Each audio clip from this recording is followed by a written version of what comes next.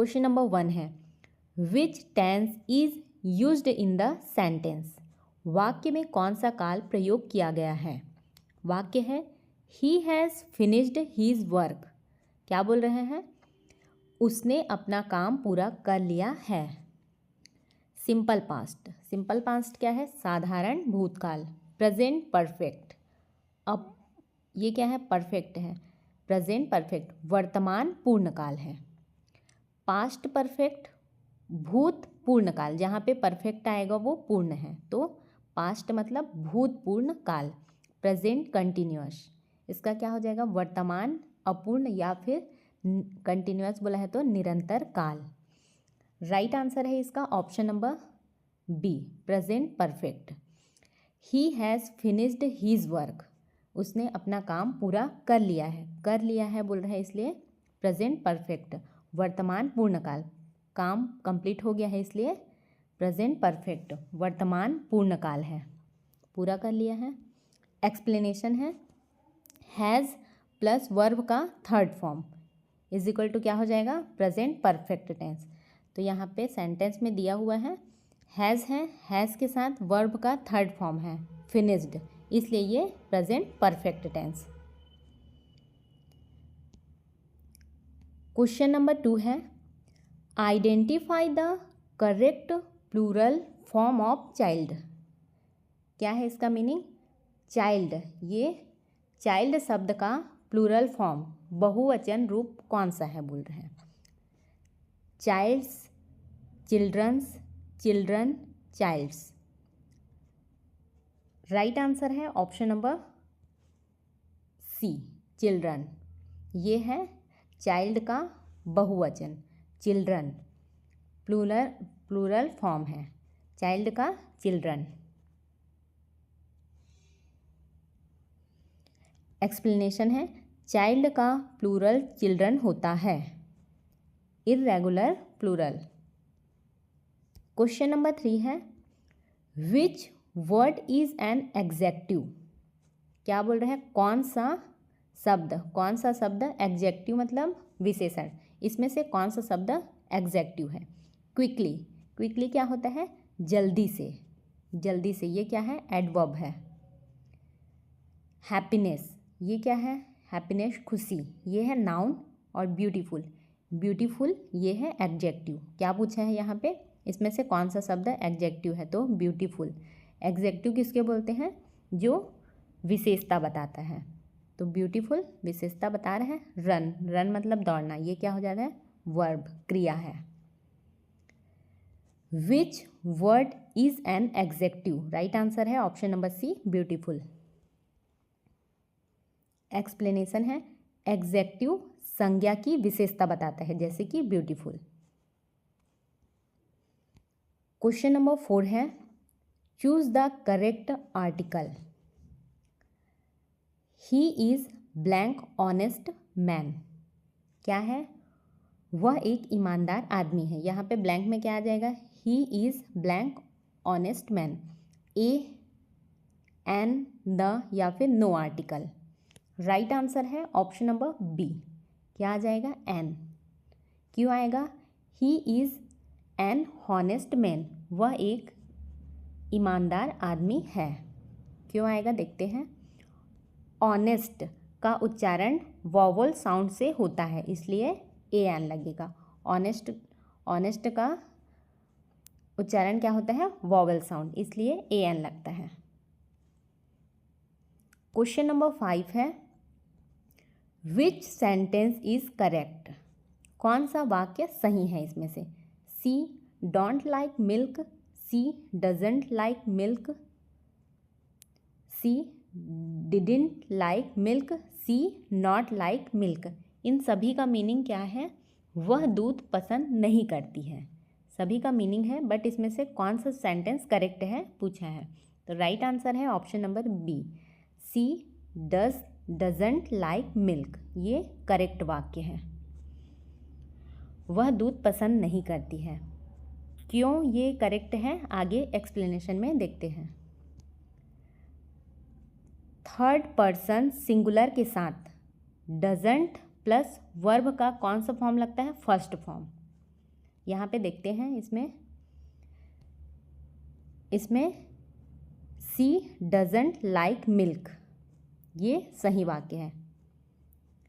Third form singular है और यहाँ पे वर्ब का फर्स्ट फॉर्म लगेगा। थर्ड पर्सन सिंगुलर के साथ क्या लगता है, ये लगता है, इसको ध्यान रखना है। क्वेश्चन नंबर 6 है, which of the following is a noun. क्या बोल रहे हैं, इनमें से कौन सा शब्द नाउन है, मतलब संज्ञा है। क्विकली, इसका मतलब होता है जल्दी से, आगे देख चुके हैं इसको, क्या बोलते हैं, एडवर्ब है ये। टीचर, ये नाउन है, टीचर नाउन है, ये करेक्ट आंसर है। टीच क्या है, टीच है क्रिया, मतलब पढ़ाना, टीच। टॉट भी वही है, पढ़ाया, ये भूतकाल का है, ये भी क्रिया ही है, वर्ब है। इसमें से टीचर नाउन है। Which of the following is noun बोला है तो टीचर करेक्ट आंसर है।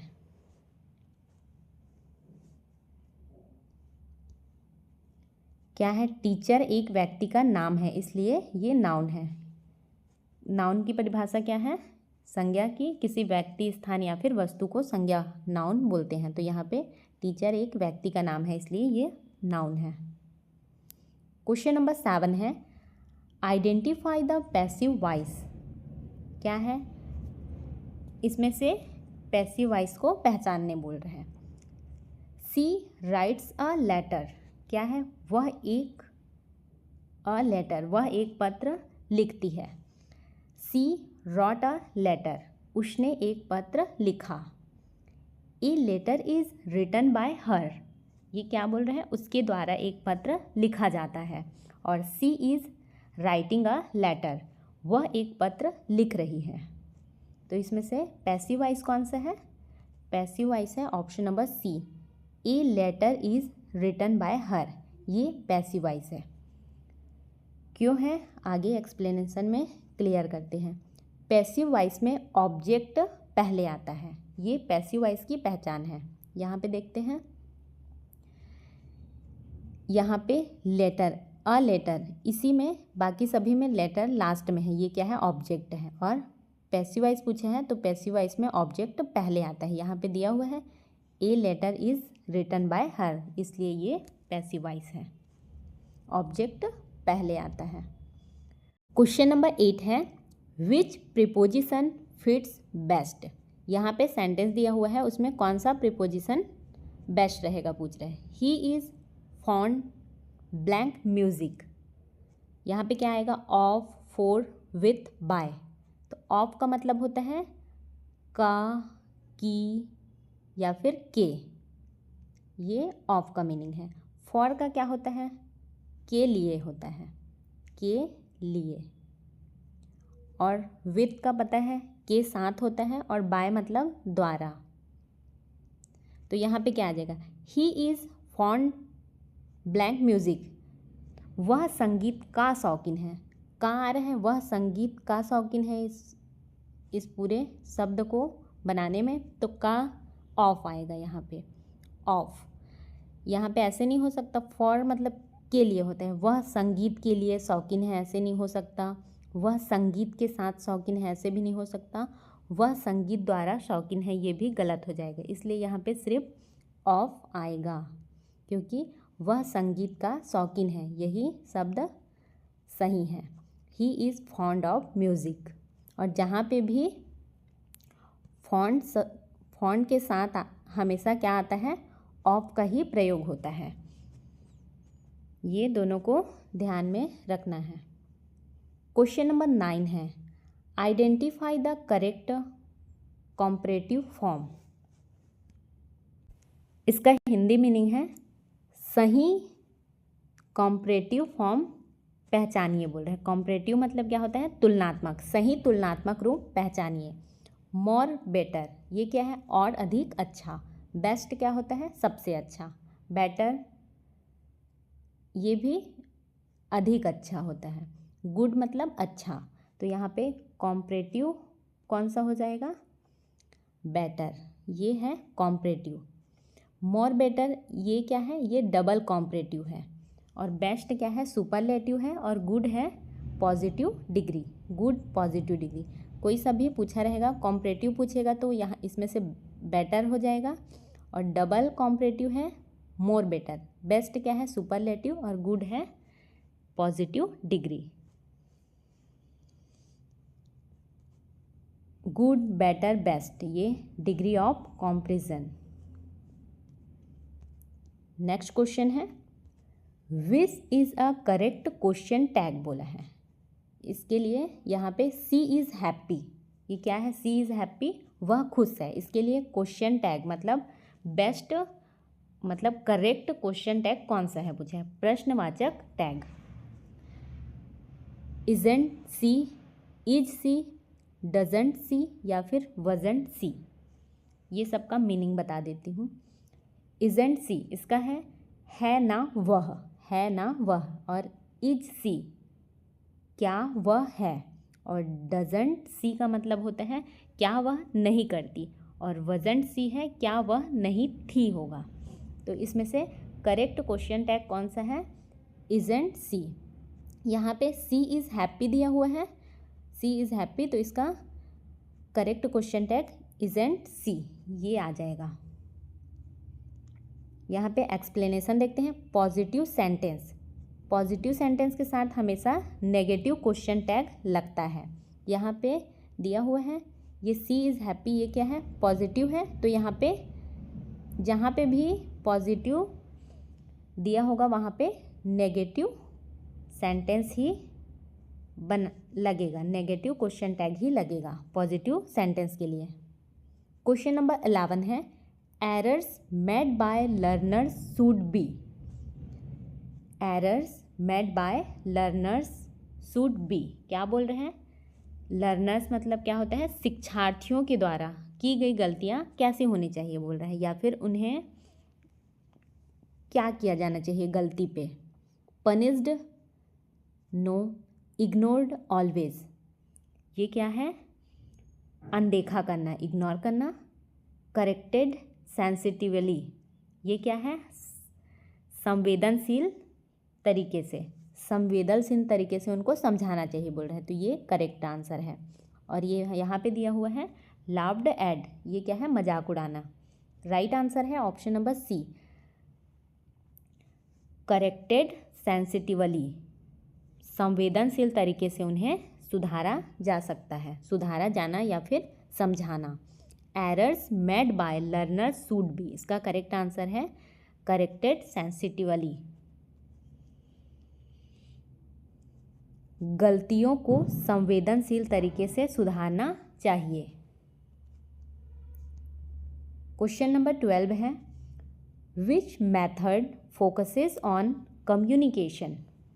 इसका मीनिंग है कौन सी विधि संप्रेषण पर जोर देती है बोल रहे हैं, फोकसेस, कौन सी विधि है जो संप्रेषण पर जोर देती है। ग्रामर ट्रांसलेशन, ये क्या है व्याकरण अनुवाद विधि है। स्ट्रक्चरल मेथड, ये क्या है संरचनात्मक विधि। कम्युनिकेटिव अप्रोच, इसका मतलब है कम्युनिकेटिव अभी देख संप्रेषणात्मक दृष्टिकोण, और ये है बाइलिंगुअल मेथड। इसका मीनिंग तो पता है, बाइलिंगुअल क्या होता है द्विभाषी, द्विभाषी विधि। तो यहाँ पे कम्युनिकेशन राइट आंसर है इसका option number C, communicative approach, संप्रेषणात्मक दृष्टिकोण, ये सही है। कौन सी विधि संप्रेषण पर जोर देती है, तो कम्युनिकेटिव अप्रोच।